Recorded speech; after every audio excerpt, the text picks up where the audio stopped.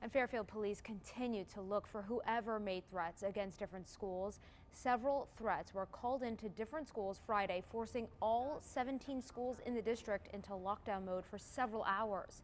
Nobody was hurt. And when those kids head back to school, many may have fears about what happened on Friday. News 8's Renee Schmiel is at Fairfield Woods Middle School. She's live now at the school and how officials are helping kids squash those fears. Good morning, Renee.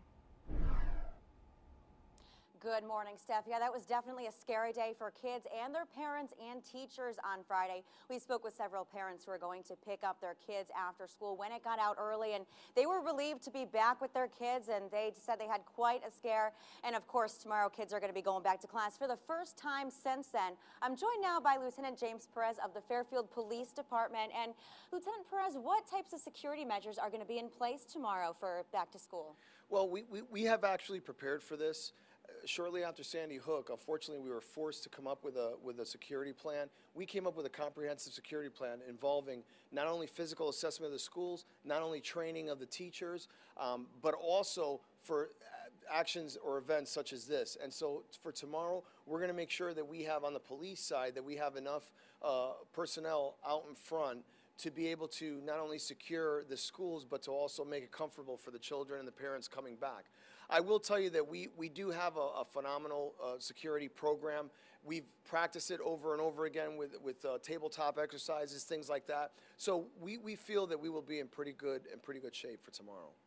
Great. And what other measures are going to be in place for tomorrow? What other support might kids, teachers, and parents have? Well, you know, one of the biggest things to normalize or get things back to normal is to actually have counselors on hand. We're going to have plenty of counselors, both professional counselors from the state, and also in-house within the Board of Ed to actually help teachers, parents, children, any staff members that might need the help. Because understand that when you go into a lockdown, if you've never witnessed one, it can be pretty traumatizing, at least initially. Once you keep doing it over and over again, it becomes like a fire drill, you know, it just becomes normal. But when a real event takes place where all of the schools in the system are shut down, that can be pretty shocking to anyone's psyche. And we talked to a couple of the kids that were leaving school on Friday, and they too were nervous. They were a little bit shaken up. What should parents talk to them about as they're getting ready to go back to school tomorrow? Well, they shouldn't be apprehensive. I know they're going to be probably, but they should be really telling them that, you know what, school is secure at this point. There are people that are watching out. This is just, unfortunately, this is part of life today in our society. We have got to come up with resolutions or some type of decisions or answers that can better help prevent these things or at least reduce them.